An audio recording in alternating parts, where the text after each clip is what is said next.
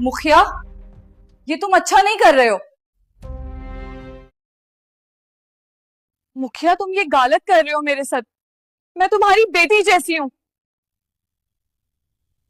सहरा के बीच की एक अजीब रात, शम्सनगर और रहीमपुर के बीच सहरा में, जहां रेत के टीलों के अलावा कुछ न था, एक पुरानी कच्ची मिट्टी की बनी हुई हवेली थी।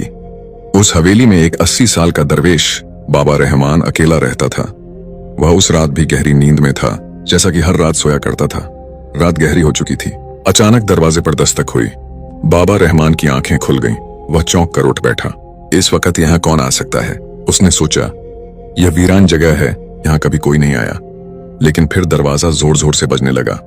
बाबा रहमान अपने बिस्तर से उठा और जैसे ही उसने दरवाजा खोला, बाहर का मंजर देखकर दंग रह गया। दरवाजे पर 2 जवान और बहुत खूबसूरत लड़कियां खड़ी थीं। उन्हें देखते ही बाबा रहमान के दिल में एक अजीब सी कशिश पैदा हुई।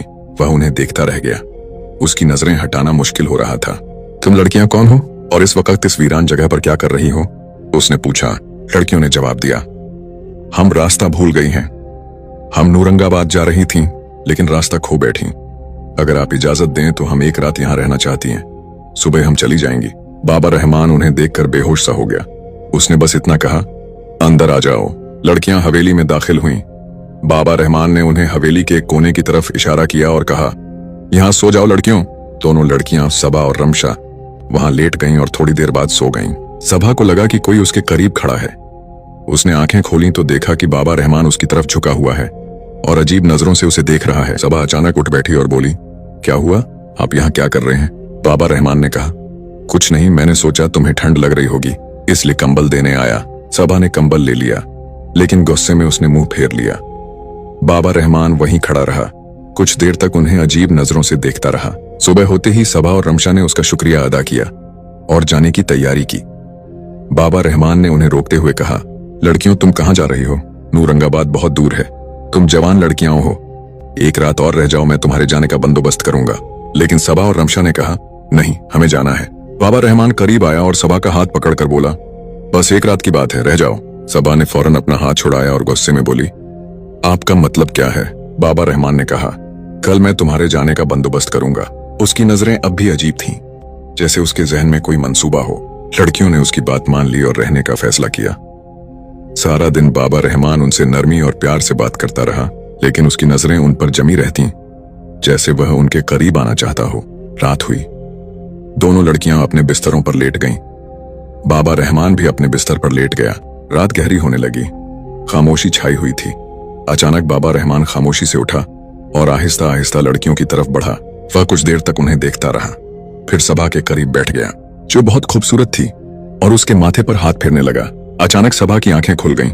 वह गुस्से में बोली, क्या कर रहे हैं आप? बाबा रहमान उसकी आंखों में देखता रहा, जैसे ख्वाब में हो। फिर बोला, मैं तुम्हें तकिया देने आया था। तुम बिना तकिए के सो रही हो, गर्दन में दर्द होगा, ये लो तकिया। सबा ने तकिया लिया और गुस्से में मुंह फेर लिया। यहाँ से जाए, उसने कहा। बाबा रहमान अपने बिस्तर पर वापस चला गया और लेट गया। रात को वह खुद से बातें करने लगा।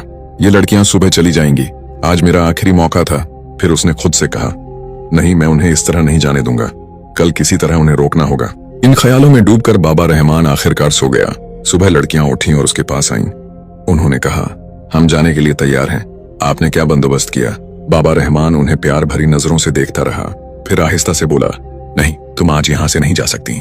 यह सुनकर दोनों लड़कियां हैरत से एक दूसरे की तरफ देखने लगीं। सबा ने पूछा, क्यों?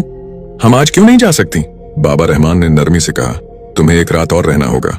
रमशा ने हैरानी से पूछा, क्यों, क्या बात है? सब कुछ ठीक है, हमें क्यों रहना चाहिए?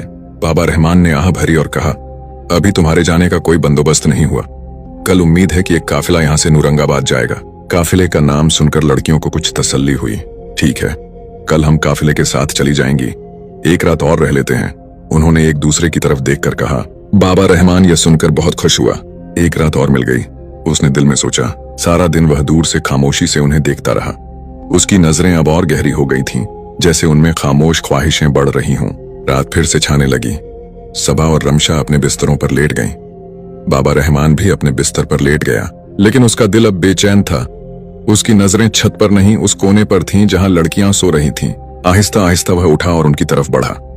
कुछ देर तक वह उन्हें सर से पांव तक देखता रहा, फिर सबा के करीब बैठकर उसके बालों पर हाथ फेरने लगा। अचानक सबा हल्की सी हिली। बाबा रहमान डर गया और पीछे हट गया। अब वह रमशा के करीब गया, उसका हाथ अपने हाथों में लिया और उसके चेहरे को देखता रहा। उसकी नजरों में अब सिर्फ ख्वाहिशात नहीं थीं, बल्कि एक पुरानी प्यास जाग उठी थी। अचानक रमशा की आंखें खुल गईं और वह चीख पड़ी, लेकिन बाबा रहमान ने फौरन उसके मुंह पर हाथ रख दिया ताकि आवाज बाहर न जाए। फिर वह जल्दी से अपने बिस्तर पर वापस गया और लेट गया, जैसे कुछ हुआ ही ना हो। रमशा सारी रात इसी सोच में घूम रही कि यह दरवेश उसके करीब क्यों आया। उसके इरादे ठीक नहीं लगते। वह खौफ से कांप रही थी, लेकिन सोचते सोचते आखिरकार सो गई। सुबह हुई, लड़कियां उठीं और सीधा बाबा रहमान के पास गईं। क्या काफिला आया? अब हमें इजाजत दें, उन्होंने तेज लहजे में पूछा। बाबा रहमान कुछ देर खामोश रहा, फिर बोला, काफिला अभी नहीं आया। लड़कियां हैरान हुई। लेकिन आपने कहा था कि आज काफिला आएगा, रमशा ने कहा। बाबा रहमान ने थके हुए लहजे में कहा, हाँ आना था, शायद शाम तक आ जाए। लड़कियों ने एक दूसरे की तरफ देखा और कहा, ठीक है, हम शाम तक इंतजार करेंगी। बाबा रहमान ने बस सर हिलाया और कुछ न कहा। अब वह आंगन में बैठा था और दूर से उन्हें वही अजीब नजरों से देख रहा था। सबा ने रमशा से कहा, मुझे उसकी नजरें अच्छी नहीं लगती। रमशा ने सर हिलाया, हाँ तुम ठीक कहती हो, हमें यहाँ से जल्दी निकलना चाहिए। हम जवान लड़कियां हैं, पता नहीं उसके दिल में क्या है। सबा ने कहा, हाँ वह रात को मेरे करीब आया था और मुझे छूने की कोशिश कर रहा था। रमशा ने कहा, उसने मेरे साथ भी यही किया। आज रात हमें किसी भी हाल में यहाँ नहीं रहना चाहिए, चाहे काफिला आए या ना आए, हमें जाना है। बाबा रहमान अब भी दूर से उन्हें देख रहा था, जैसे शिकार पर नजर रखने वाला शिकारी। शाम हुई। लड़कियों के उसके पास आने से पहले वह खुद उनके पास आया और बोला, देखो काफिला अब सुबह तक आएगा, मैंने सोचा पहले ही बता दूं। उनके पास बहुत सामान है, वह आहिस्ता आ रहे हैं, आज रात इंतजार कर लो। लड़कियां गुस्से में आ गईं। सबा ने तेजी से कहा, हम मजीद इंतजार नहीं कर सकते, काफिला आए या ना आए, हम अब जा रही हैं, हमें न रोकें। बाबा रहमान करीब आया, अब भी रात होने वाली है, तुम जवान लड़कियां हो, इस वीराने में कहां जाओगी? यहाँ जानवर भी घूमते हैं, अगर कोई नुकसान हो गया तो? उसके लहजे में फिक्र कम और तहरीक ज्यादा थी। लड़कियों को अब यकीन हो गया कि यह सब एक नई चाल है, लेकिन उन्होंने एक दूसरे की तरफ देखा और कहा, हमारे पास कोई चारा नहीं, बस एक रात की बात है, रह जाते हैं। उन्होंने बाबा रहमान से सख्ती से कहा, ठीक है, लेकिन यह आखिरी रात है, कल सुबह काफिला आए या ना आए, हम जाएंगी। बाबा रहमान मुस्कुराया और बोला, ठीक है, लेकिन उसकी मुस्कान में कुछ और छुपा था। रात हुई। सबा और रमशा अब मुकम्मल चौकन्ना थीं। वह कोने में लेट गईं, लेकिन उनकी आंखें खुली थीं। वह खौफ और शक में एक दूसरे से धीमी आवाज में बातें कर रही थीं। बस ये रात जल्दी गुजर जाए, सबा ने कहा। हाँ, बस आंखें बंद करके लेट जाओ, जैसे हम सो रही हों, रमशा ने जवाब दिया। बाबा रहमान अपने बिस्तर पर लेटा था, लेकिन उसकी एक आंख खुली थी। वह बार बार उन्हें देख रहा था कि वह वाकई सोई हैं या नहीं। जब उसे लगा कि वह अब हिल नहीं रही हैं, वह आहिस्ता से उठा और उनकी तरफ बढ़ा। वह कुछ देर तक उनके चेहरों को देखता रहा, जैसे उनके तासुरात पड़ रहा हो। फिर वह सबा के पांव के करीब बैठ गया और आहिस्ता से उसके पांव पर हाथ फेरने लगा। सबा की आंखें हल्की सी खुलीं। जब बाबा रहमान को एहसास हुआ, वह फौरन पीछे हट गया। अब वह रमशा के करीब गया और उसके माथे पर हाथ फेरने लगा। अचानक रमशा की आंखें खुल गईं। वह घबरा कर मुंह नीचे कर ली। उसने कुछ न कहा, लेकिन उसके अमल से जाहिर था कि वह जाग रही है। बाबा रहमान खामोशी से उठा और अपने बिस्तर पर वापस जाकर लेट गया। वह घबराया हुआ था, लेकिन उसके चेहरे पर कोई पछतावा नहीं था। सुबह हुई। लड़कियां उठीं और सीधा बाबा रहमान के पास गईं। हाँ, क्या आपका काफिला आया या अब कोई नया बहाना है? उन्होंने तेज लहजे में पूछा। बाबा रहमान कुछ देर खामोश रहा, फिर बोला, काफिला नहीं आया। सबा और रमशा पहले ही डरी हुई थीं। हमें पहले ही पता था कि कोई काफिला नहीं आने वाला। आप हमें किसी और मकसद के लिए रोक रहे हैं, हम सब समझ गए हैं। अब हम यहाँ एक लम्हे के लिए भी नहीं रह सकते। रमशा ने सबा का हाथ पकड़ा और बोली, चलो यहाँ से।